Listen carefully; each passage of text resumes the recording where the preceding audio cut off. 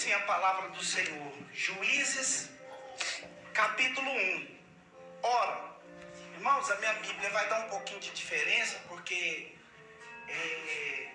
por causa da versão, amém? Mas a palavra é a mesma. Diz assim a palavra de Deus: ora, depois da morte de Josué, sucedeu que os filhos de Israel perguntaram ao Senhor, dizendo: quem primeiro subirá para nós contra os cananeus e lutar contra eles? E o Senhor disse: Judá subirá, e eis que erguei a terra em suas mãos. E Judá disse a Simeão, o seu irmão: suba comigo para a minha terra, para que eu possa lutar contra os cananeus. Do mesmo modo eu irei contigo, porque a tua terra,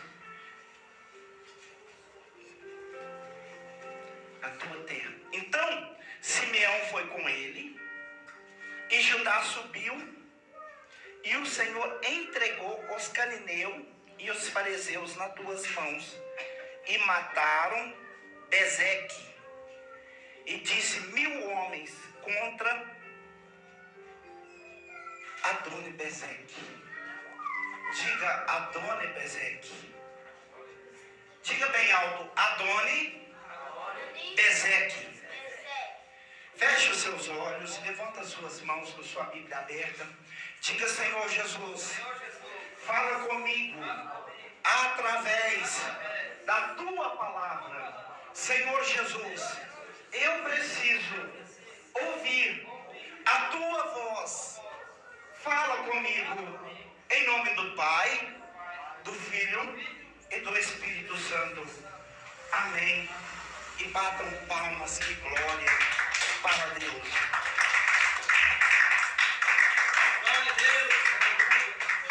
Queridos irmãos, nós sabemos que a nação de Israel, ela foi criada em cima da improbabilidade, né? Deus prometeu para Abraão um filho, que esse filho ia proliferar e ia gerar uma grande nação. Ele chega a dizer no Gênesis 15 que essa nação seria tão numerosa que ela seria incontável como a areia do mar. Só que tinha um detalhe: a mulher do patriarca que Deus revelou era estéril. Ela não tinha condição de gerar um filho. Mas Deus, quando Ele promete, irmãos, não tem ponto de interrogação que possa impedir o seu agir, o seu trabalhar. E Deus fez com que Sara desse à luz a Isaac. Isaac significa riso. E de Isaac, todos já sabem, estendeu a geração. Só que Deus já tinha avisado a Abraão, em Gênesis capítulo 15, a partir do verso 13, que esse povo ia se submeter numa escravidão. E essa escravidão duraria por 400 anos. E o tempo se passou e aconteceu, que já aconteceu para o Egito. José era o segundo do Egito, que era o governador, que ocupava a segunda cadeira. José comprou a terra de Gósen, colocou todo o seu familiar na terra de Gósen. E José viveu no Egito há 400 anos. E nesses 400 anos, meus amados, a Bíblia nos relata no livro de Atos, capítulo 8, que ele conheceu toda a ciência do Egito. Ele conheceu. Mas aí ele morreu. E quando ele morreu, o segundo Ramsés, que era faraó, que não conheceu José, começou a oprimir esta nação. Ele começou a fazer desta nação um fantoche, uma marionete. Ele fazia o que ele queria, porque ele estava com o domínio, com o poder e com a autoridade para isso. Mas essa nação, por certo tempo, ela cansou de viver dessa forma. E ela se colocou em oração a buscar a presença de Deus, para que algo da parte de Deus acontecesse e mudasse esse quadro caótico que eles estão vivendo, que eles estão passando, de sorte que até os seus filhos eram assassinados. Faraó montou um decreto que as parteiras deveriam separar a vida das crianças masculinas para que eles não crescessem mais do que os egípcios. Mas um certo dia, a resposta de Deus veio num jango dentro de um rio Nilo. E esse homem e esse nome chamava Moisés. Moisés foi tirado do rio Nilo, por isso que o seu nome significa aquele que do rio foi tirado. E Moisés ficou ali por 40 anos. Ele aprendeu por todo o tempo a ciência do Egito. Ele aprendeu cada cultura que era aplicada na terra egípcia. Tanto é que, na medida que as pessoas se graduavam, elas ganhavam como título uma sandália. Porque somente quem tinha postura de rei, postura de príncipe ou postura de filho de príncipe que poderia calçar uma sandália. Caso contrário, todos andariam descalço, porque essa sandália representava autoridade, identificação. Quando alguém olhava para alguém calçado com aquela sandália, fala, ele não é qualquer pessoa, é de uma família tradicional que traz um renome poderoso. Olha a sandália dele, olha a sandália dela. E ele foi vestido ali com uma sandália do egípcio, representando tamanho a sua capacidade, diferenciando ele de hebreu para egípcio, tirando a cultura, porque a cultura hebreia era uma cultura escrava. E isso está na profecia que Deus falou com Abraão, no livro de Gênesis, capítulo 15, no versículo 13, que ele seria da casa de servidão. Servidão significa escravo. Eles não tinham uma sandália, eles andavam descalço, porque eles não tinham uma sandália.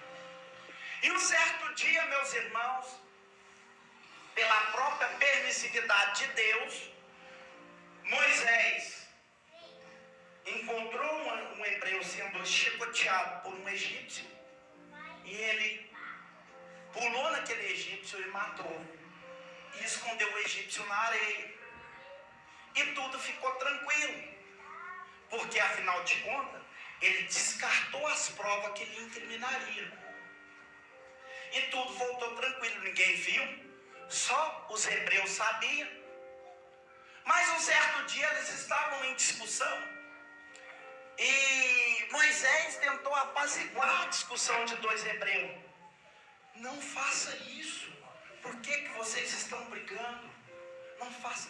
Um deles falou, você acha que vai implantar autoridade sobre nós e vai nos matar como você matou aquele capitão da guarda egípcia? Aí os egípcios escutou e falou, ah é? E naquele momento então Moisés correu e afugentou no deserto de Arã. Ele correu e se escondeu e ficou ali naquele deserto por mais 40 anos. Só que lá no deserto ele começou a raciocinar algumas coisas acerca do seu dia a dia, acerca da sua vida, acerca da sua comunhão, acerca do seu povo. E de repente, um certo dia, ele trabalhando, ele chega no monte chamado Monte Sinai, e ele está ali pastoreando as ovelhas do seu sogro Jetro, e de repente surge na sarça ardente um fogo que aceso pegava na árvore, mas não consumia aquela árvore, e ele ficava olhando para aquele fogo, e o fogo nunca apagava, mas também nunca consumia aquela árvore. Ele começou a perceber que alguma coisa estava acontecendo ali. Isso está acontecendo aqui nessa noite. O fogo de Deus começou a queimar as escórias e impureza, e ele não vai apagar, porque quem botou esse fogo em você, ele é poderoso para permanecer aceso, para manter imunidade para a sua vida espiritual. E ele foi aproximando daquele fogo, e na hora que ele vai aproximando daquele fogo, a primeira coisa que a voz falou de dentro do fogo: Moisés, tira a sandália dos seus pés, porque a terra que você está pisando é terra santa. Se você quiser escutar a voz de Deus, tem que tirar a tradição do mundo, tem que desapegar dos costumes da terra, tem que soltar das autoridades da terra, porque a nomantacia que vai ser implantada em você não tem DNA humano, mas é divino. E ali então ele estava tirando a sandália, porque a sandália trazia uma história egípcia. Ele não era um egípcio, ele era um judeu. Ou seja, ele não era um judeu, ele era uma resposta de oração. Ei, mas você pode me falar, ele é resposta de oração, mas ele estava no deserto. Escuta, Deus estava correndo todos os cantos do deserto com Moisés, para mostrar para Moisés aonde eles iriam passar. Estava estruturando Moisés, estava criativizando teses para Moisés, estava ensinando Moisés a sobressair no deserto. Aprende, Moisés, nesse deserto, porque você vai ser resposta para me tirar o meu povo da casa da servidão, e através de você eles vão andar no deserto, e você vai saber organizar passo a passo, porque eu vou te dar estrutura no deserto. Ei, não despreze o seu deserto. Deus te levou para o deserto para te trazer amadurecimento. É no deserto que Deus está falando contigo. É no deserto que Deus está tirando os costumes da terra de você. É no deserto que Deus está tirando do seu rol de amizade as amizades falsas, as pessoas que estão estruturando para tirar a sua paz, tirar o seu sossego. É no deserto que Deus fala, é no deserto que Deus trabalha. E quando você se familiarizar com esse deserto, Deus vai te usar para tirar outras pessoas desse deserto, para que elas não morram nesse deserto, mas para que elas aprendam teses para aplicar para o seu futuro. Aleluias. E glória a Deus. Aleluias. Então Moisés agora volta na casa da servidão. Ele entra lá e fala: olha, o Deus que eu topei do deserto, eu sou o que sou, ele mandou deixar o povo ir. A primeira manifestação foi o sinal. Todo chamado de Deus vem acompanhando de sinais. A Bíblia diz no livro de Marcos, capítulo 15, e no verso 15: estes sinais seguirão aos que creem. Você, quando aceita essa vertente de ser porta-luz de Deus, você é cheio de sinais. E o primeiro sinais, a evidência, é que você é diferente. Por quê? Porque eu olho para você, eu não vejo uma sandália. Eu não vejo uma sandália. Esse não tem nada a ver com o império terráqueo, porque ele não carrega uma sandália. sandália do império terráqueo. Mas o que eu posso fazer para identificar você como um mensageiro? O sinal seu é interno. Paulo chega a dizer no livro de 1 Coríntios capítulo 13, no verso 15: vós sois o templo de Deus e o Espírito de Deus habita em vós. E ele ainda disse mais, Gálatas capítulo 5 e verso 30: não vos entristeçai, o Espírito de Deus que veio selado, ou seja, marcado, ou seja, colocado em vocês para o dia da redenção. Aleluias. Então, meus irmãos, ali Moisés volta, tira o povo ali, se foi 80 anos, e agora eles vão ficar mais 40 anos, que se totaliza 120 no deserto. E quando eles saem do deserto, Moisés morre. E quando Moisés morre, Josué assume o controle. Josué significa Deus é a minha salvação. E é aqui que eu começo a minha mensagem. Josué, então, agora, ele se reveste do poder de Deus. E Deus fala com Josué: leva o povo para a santificação, porque eu hei de fazer maravilhas. E a primeira maravilha que Deus fez, conquistando os territórios dos seus inimigos. Porque foi assim, irmão. Deus usou o povo de Deus para desbaratar os seus inimigos. Não foi dentro da sua casa. Talvez você pense assim: lá dentro da minha casa eu tenho vencido o inimigo na oração. Lá dentro do meu trabalho eu tenho vencido o inimigo na oração. Não, Deus vai te usar para você entrar no território do inimigo e desbaratar ele. Fala: olha, o meu Deus mandou vir cá te desbaratar. E a primeira concordância com isso que eu estou falando foi no Egito. Deus desbaratou Faraó. Deus desbaratou Faraó, mandou praga, mandou todo tipo de artifício, comprovando que Deus é o Deus dos céus e contra ele não existe potestade que mantém de pé. E agora eles entram em um estágio que eles precisam de conquistas, terras prometidas que Deus tinha profetizado. Se a profecia é de Deus, ela tem que se cumprir. Então, se ela tem que se cumprir, e se eu sou o homem que estou ocupando o lugar onde Moisés ocupava, então eu tenho que pôr o barco para tocar. E de repente ele fala: nós vamos invadir a cidade de Jericó.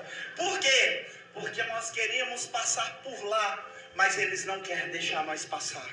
Então, se eles não querem deixar nós passar, nós vamos ter que desbaratar eles. E nós vamos atacar o território deles e vamos prevalecer contra eles. A Bíblia diz que juntou então Josué o povo, marchou 7 dias, 7 noites em volta das muralhas. As muralhas implodiram, Moisés passou, Deus tinha falado com eles: não toquem nada dentro da cidade, mas apenas passe. Aí foi um homem lá, Acã, pegou os trens, escondeu dentro de casa. Aí começou o primeiro empecilho. Eu vou parar um pouquinho aqui, eu vou abrir um parênteses só para me fazer uma parafrase aqui. Deus é conosco. Deus é conosco. Olha, presta atenção. O Espírito de Deus desceu sobre Jesus. E quando ele desceu sobre Jesus, o primeiro sinal foi o quê? A voz. O céu abriu. O primeiro sinal, o céu abriu. O segundo sinal, uma pomba de uma forma corpórea desceu sobre Jesus. O terceiro sinal, uma voz dizia: ele é o meu filho amado, a quem eu me comprazo. Olha, se a voz falou: ele é o meu filho amado, a quem me comprazo, então quer dizer, quem estava sem sandália era o quê? Escravo.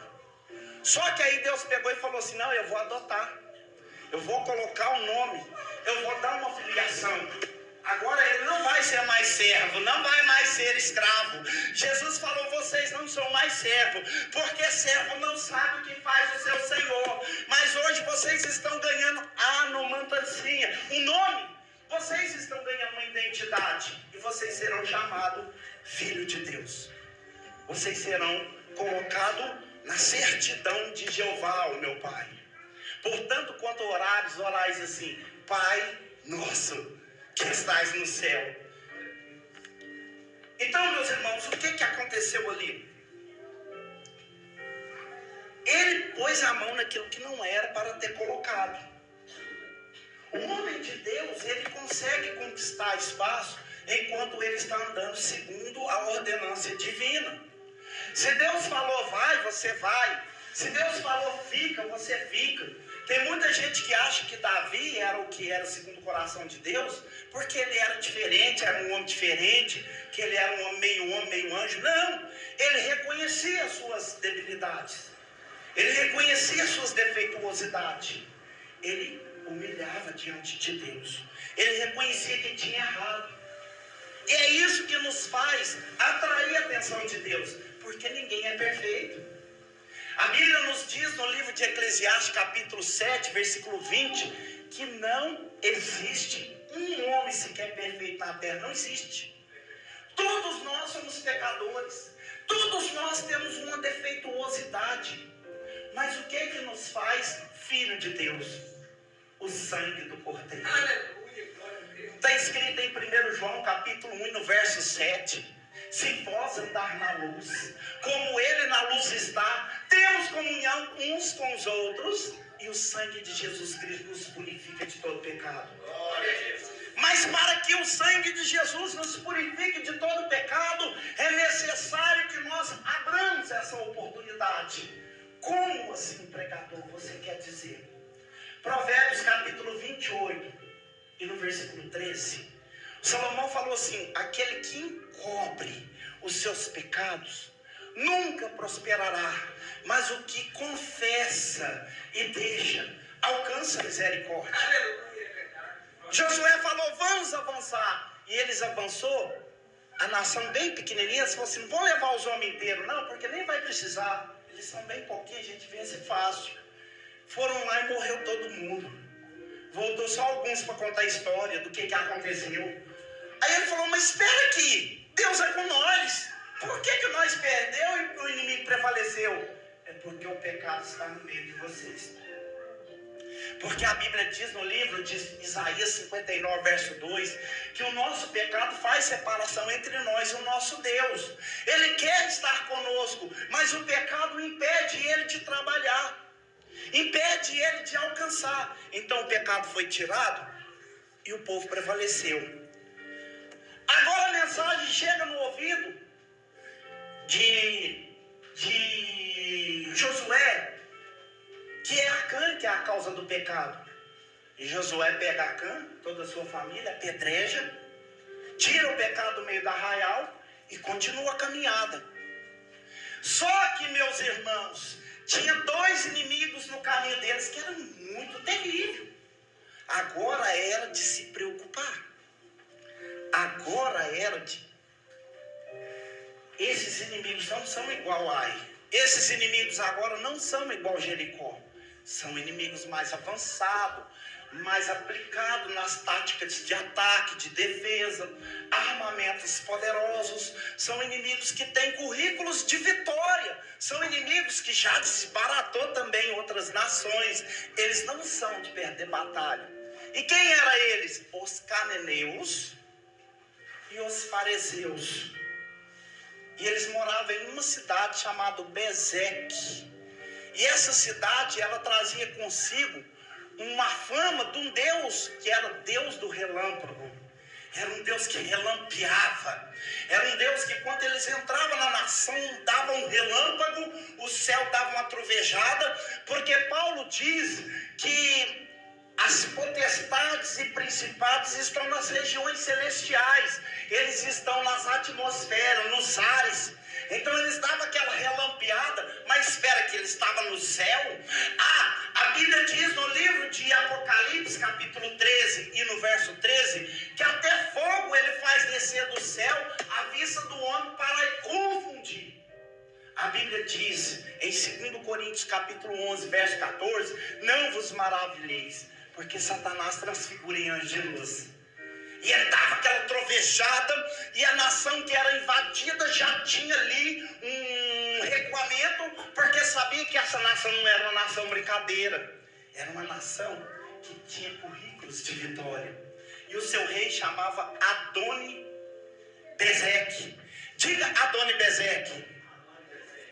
Adoni-Bezeque significa Senhor. Senhor.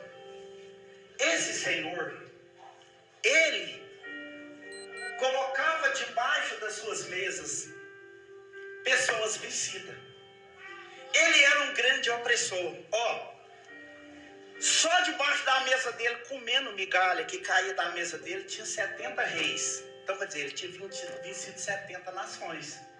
Depois que você chegar em casa, pega esse texto aqui, dá uma lida, que você vai ver que ele trazia consigo 70 reis debaixo da sua mesa. Ele já tinha vencido 70 nações. Esse Adoni-Bezeque, ele não era brincadeira. E uma das suas estratégias, quando ele vencia o inimigo, era cortar o polegar da mão, das duas mãos e dos dois pés. Ele não matava. Ele falava, não vou matar, eu só vou invalidar. Por quê? Porque na sua mão, depois você tenta fazer uma analogia no seu tempo. Tudo que você vai fazer, você precisa do dedão. Mas se você tiver sem o dedão, fica dificultoso. Não tem como. Então, esse Senhor aqui, a intenção dele era invalidar.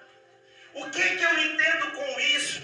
Adoni-Bezeque está no nosso meio, só que hoje ele não tem o mesmo nome. Ele se chama Satanás. Por quê? Porque está escrito em 2 Coríntios capítulo 14, no verso 14, que os deuses deste século cegam os entendimentos dos incrédulos, para que eles não vejam o resplendor da glória de Deus e nem o evangelho do Senhor Jesus.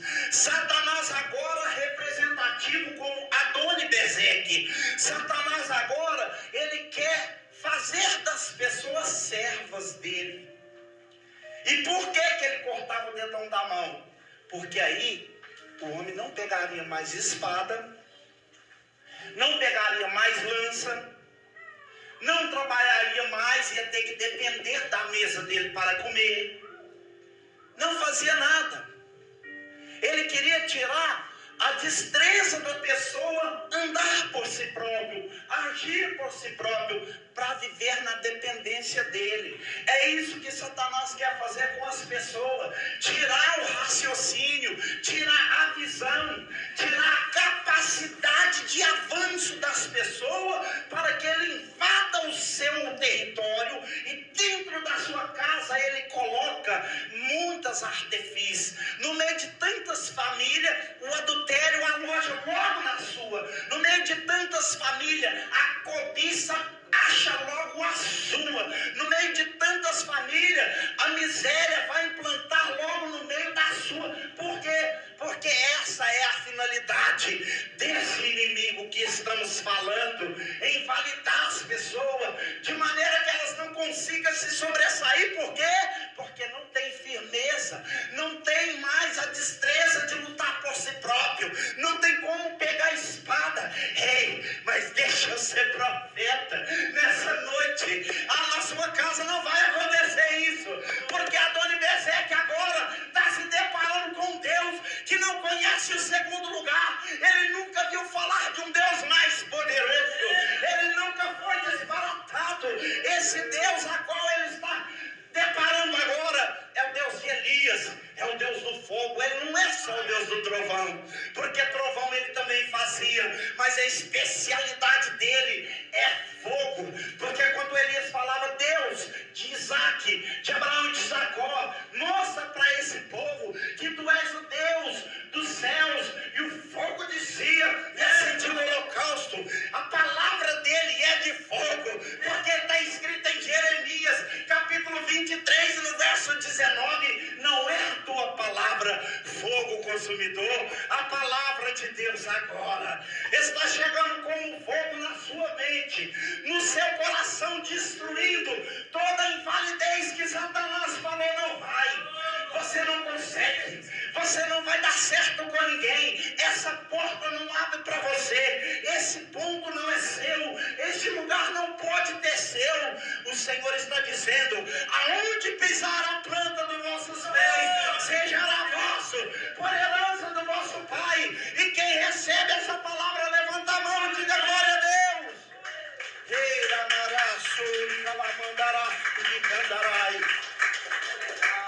O Senhor não vai deixar as suas forças se esgotar. O Senhor não vai deixar você se invalidar, porque Ele está te dando nessa noite estratégia.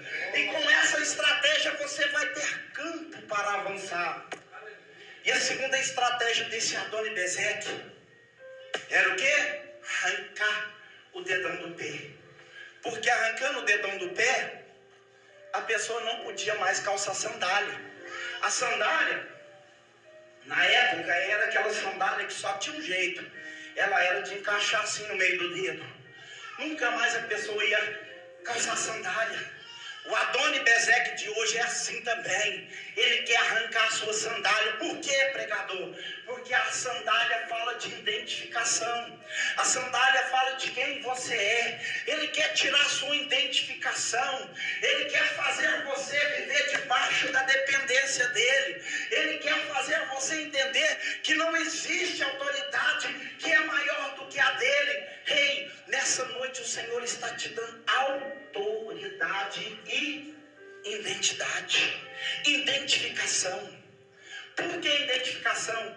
Porque você não vai ser só conhecido aqui na terra, mas o seu nome vai estar escrito no livro da vida. E o seu nome não vai ser conhecido só no céu, mas o seu nome também vai ser conhecido no inferno. Porque a partir do momento em que você fecha uma parceria com Deus, os demônios automaticamente já são avisados que aumentou mais um adversário. E ele vai fazer de tudo para tirar você do batalhão. Mas eu quero te dizer que você não está sozinho. Você tem ajuda intermediária de Deus. Você pode até não ver, porque a Bíblia diz que a fé é o firme fundamento das coisas que não se vê, mas é a prova daquilo que se espera. Deus está nessa noite colocando dentro de você uma força inabalável. Quer ver só? Ele falou assim: eu vou enviar para subir na terra de Adoni-Bezeque Judá e seu irmão Simeão. O que significa Simeão?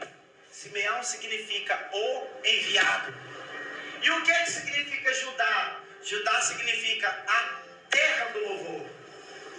Então quer dizer que o enviado, ele vai avançar cantando o hino da vitória, e vai romper e batalhar, e vai destronar, desbaratar o inimigo no território dele. Porque o inimigo não quer somente a sua casa, o inimigo quer a sua árvore genealógica. Ele quer seu tio, ele quer seu pai, ele quer seu primo. E você tem essa missão. Deus está nessa noite te dando uma missão para você subir na terra de Adoni-Bezeque e conquistá-la. Vencer o inimigo no seu território. Deus está surtindo vidas aqui nessa noite de autoridade para que isso aconteça. E como que isso vai acontecer? Por etapa. Não pensa que você já vai sair daqui mandando cair fogo do céu e vai cair. A vida do homem e da mulher de Deus é criada por etapa. A Bíblia nos fala no livro de Gênesis capítulo 32 e no verso 16, que Jacó deitou numa pedra e dormiu um sono. Na hora que ele estava bem dormindo, o que ele viu? Uma escada que descia lá do céu até onde ele estava. Deus estava querendo falar o que com Jacó? Deus não estava querendo mostrar o poder dele de descer anjo pelas escadas, porque anjo não precisa de escada. E anjo também, para subir para o céu, não precisa de escada. Deus estava falando: Jacó, eu vou fazer de vocês uma nação poderosa, mas se vocês quiserem conquistar, é degrau por degrau. Cada dia você vai ter um degrau para você pisar. Hoje você vence uma batalha, amanhã tem outra batalha para você vencer, depois da manhã tem outra batalha. O importante de todas essas batalhas é que uma nos prepara para a outra, e a outra nos prepara para a outra. Você vê que Israel venceu Jericó, na sequência apareceu Ai, E na sequência apareceu a terra de Bezeque. As batalhas que Deus coloca na nossa vida é assim, é por etapa. Você venceu uma batalha hoje, amanhã tem outra batalha. Tem outro leão, tem um inimigo para você vencer. Porque 1 Pedro capítulo 5, verso 8, Pedro fala que o vosso adversário, primeiro ele fala, sede sóbrio. Sede sóbrio é o quê? Sede firme, sede intrépido, sede conhecedor, seja astuto, sede influente, não abandone o posto. Depois ele fala, vigiai. Tudo tem que ser suspeito. Não que você vai andar que nem doido para rua. Senão eles vão levar você lá para o Serçana, né? Mas você tem que ser intrépido. Tudo que vem te trazendo constrangimento, opa, peraí, isso aqui não é de Deus não. Tudo que vem trazendo retroagimento na sua fé, na sua capacidade de ler a Bíblia, de cultuar a Deus, e isso não é de Deus. Porque Deus não distancia o adorador da sua casa. Depois ele fala assim, porque Satanás, o vosso adversário, está rugindo como leão ao vosso redor, buscando brecha para que possa tragar. Mas por que ele está buscando brecha? Porque no Salmo 34, 7, o Senhor disse, o anjo do Senhor acampa ao redor daquele que o teme, e o livra, e o guarda. Você não está vendo, mas você tem anjo. Você tem a confirmação de Deus que você é servo. Você ganhou um nome, uma identidade, que você não pode deixar o inimigo tirar. Você ganhou habilidades que você não pode deixar o inimigo cortar da sua vida. Porque toda vez que você abaixa a cabeça sentindo incapaz, você está dando espaço para ele invadir o seu território. Mas quando você levanta de manhã e fala, eu vou buscar e não volto sem, acabou. O céu só fala assim, ó, amém. Vai nessa tua força porque eu sou contigo. Deus gosta de pessoas intrépidas. Então, o leão ele só vai aparecer na vida de quem resolveu andar com Deus.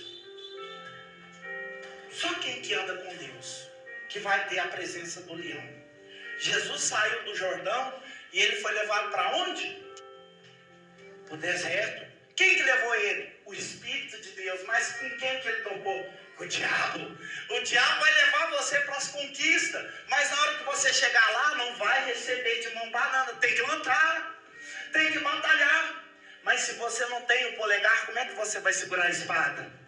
Se você não tem o dedão do pé, como é que você vai firmar o corpo? Porque um corpo sem dedão não tem firmeza de ficar em pé. Ele tira a destreza do corpo. Mas se você tem sobre você o Espírito Santo, pode vir leão, pode vir urso, pode vir fornalha de fogo ardente, pode vir catatumba, que com 4 dias Deus vai te ressuscitar e vai mostrar para o seu adversário que você é peça do exército de Deus, utilizado para avanço. Amém? Que é aquilo que eu não falei, que o Espírito de Deus permaneça a falar em cada coração. Quem recebeu a palavra de Deus, diga glória a Deus. E quem sentiu a voz de Deus falando contigo, diga aleluias. Batam palmas e dê glórias a Deus. Aleluia.